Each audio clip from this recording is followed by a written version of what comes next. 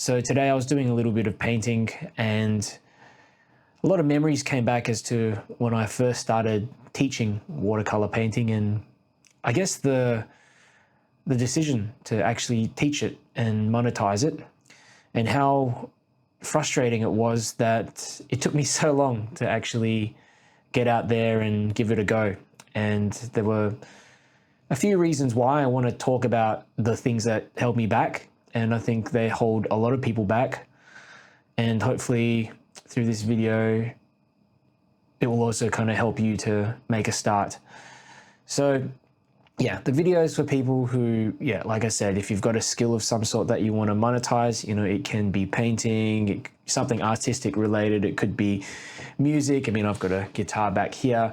There's a whole bunch of different skills. And yeah, if you want to turn it into something more, it could be a side income, it could be a side hustle, that kind of thing.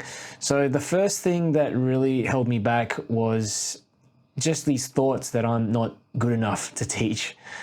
And in the context of painting watercolors, there's so many great artists out there. Even if you look at other, different eras of artists that have come and gone, if I look at my work, compare it to their work, really, I'm not really the best artist if you think about it. I'm nowhere near the top of the list.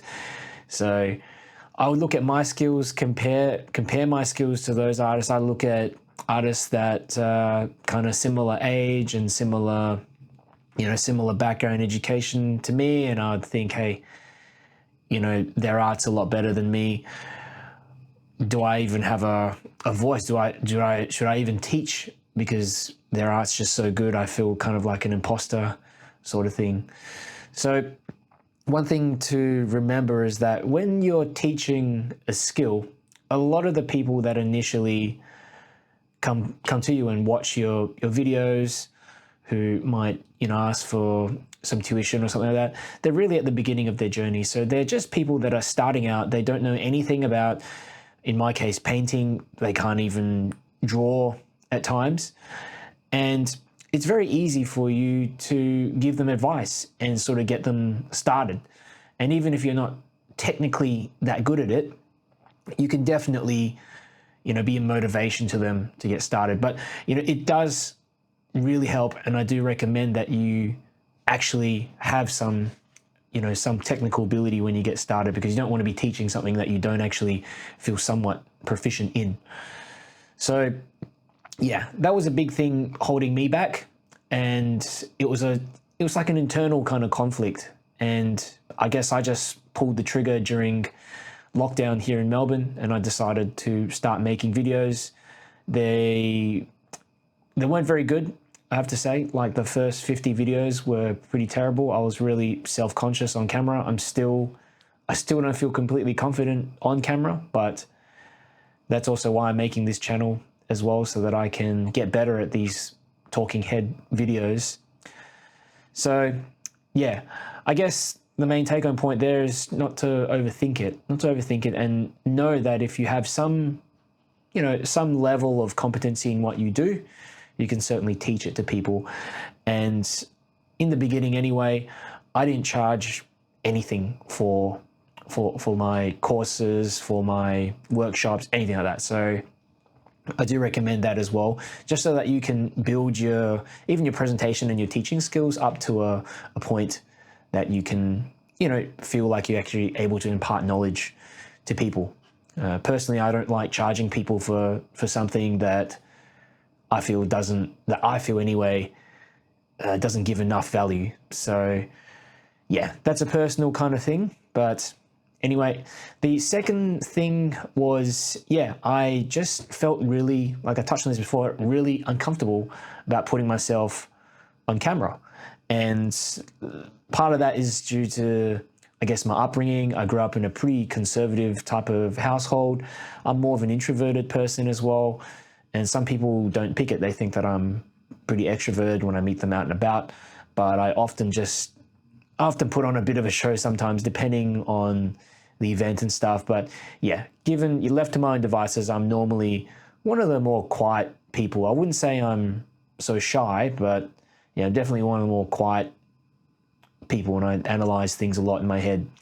So that made me really think, oh, you know, how do I set the camera up? Do I need to get the lighting a certain way? Do I have to do my hair? Do I have to, you know, do I have to speak in a certain way? And I was using a lot of filler words as well. And all these things were just too much for me, you know, thinking, what if people see the video and, you know, it's going to be embarrassing. I have some friends, you know, that might see it, all that kind of thing. But, you know, at the end of the day, you have to make a start. You have to start somewhere, and the first, you know, first 10, 20 videos, whatever that you make are going to be crap anyway. So the more that you make, the better you get. And you know, even for my videos, I used to use a ton of filler words, lots of ums, ahs. And if I'm not careful, I will catch myself using those filler words here and there, or just delaying, you know. Certainly I'm not the fastest speaker as well, which works with some of my audience, but for other audience members, it can frustrate them.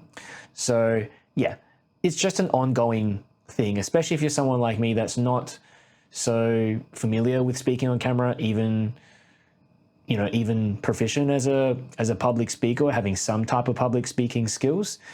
It's going to take a big leap, but trust me, when you give it a go, it's going to be worth it. And there's only one way to actually build those skills, and that's to do and practice.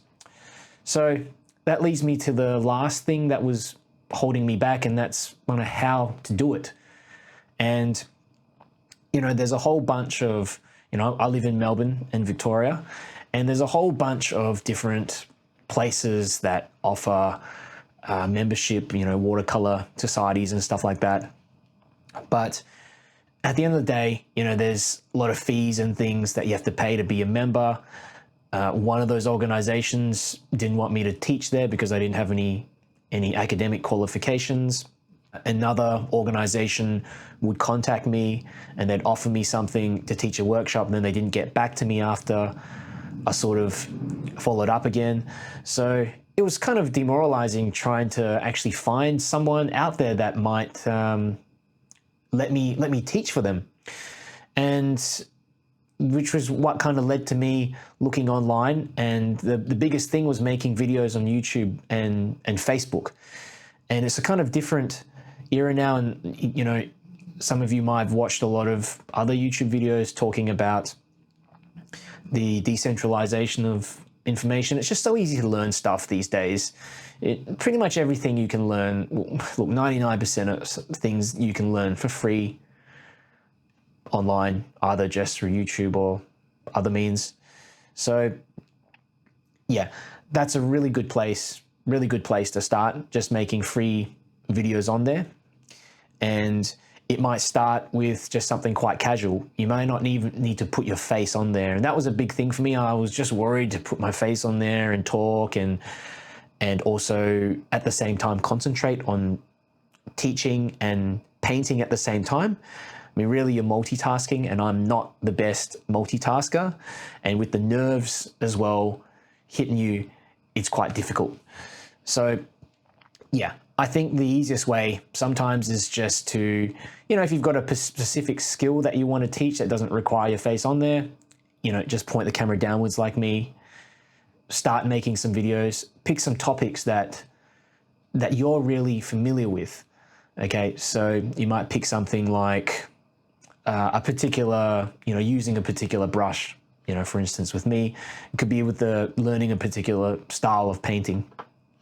Yeah, I think in the beginning, you know, there's all these different ways to do things, but if you can actually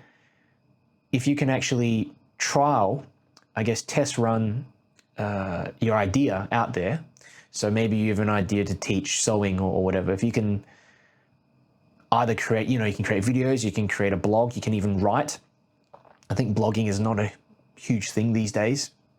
I'm pretty sure it's going downhill, but there are some blogs that are really, you know, still out there. And I know there's a bunch of article-related websites like Medium and stuff like that. And the idea is basically to test out, see if there's a kind of demand for what you're teaching. So no matter where you post, even if you have a very small channel and, you know, post a few times, you'll get some people that will respond to it. It can be positive or negative feedback. Some people might say, wow, that really helped me out. And I also went on Facebook groups as well. That's another little strategy. Jump onto Facebook groups and find something within your niche. You know, it could be something so specific. You know, you wouldn't believe this, but I have a torchlight channel as well. So I teach people about electronics and torchlights. There's tons of those little communities. And if you know a lot about them, about electronics, you can jump in, help people out, maybe post a video that you've made, and you'll get feedback pretty much immediately as to whether it resonates with people or not. Okay, if there's people watching it, there's probably something there and they're commenting, but if no one's watching it, or, you know, or you're not getting any feedback, or it's all negative feedback, then you need to step back and reassess and see whether it's your approach to making the videos, your knowledge, or whether there's just no demand there. So yeah, you've got to try a few different things. And someone like me, I have a bunch of different interests. I've got a lot of different interests, and you know, it was difficult for me to decide where to go in terms of what to teach people, you know, and the interest that you're, you know, potentially really, really good at, and maybe like your top interest may not be the one that actually resonates or has demand out there on the market. So in the beginning, you have to try different things. You might want to, you know, you might want to pick up the guitar. You might want to make some songs. You might want to teach people coding. You might want to teach people painting, you know, and it's just about experimenting. You know, it might be even the groups and the areas that you're posting in might not have the audience that would appreciate your content. So for my painting content, I know that most of the demographic that watches those videos are normally in the 40 plus range. So don't get many viewers. I really get few viewers around, you know, 20, 30. So, you know, you kind of got to find that market. And just because it doesn't work once, and just because it doesn't work on a specific platform, say on TikTok or whatever, give it a try on another platform. So yeah, I think that's it. I could kind of babble on a bit more, but I hope this video was helpful. And if you have questions, and if you like this video, have suggestions, let me know down below in the comments. Otherwise, I'll see you next time.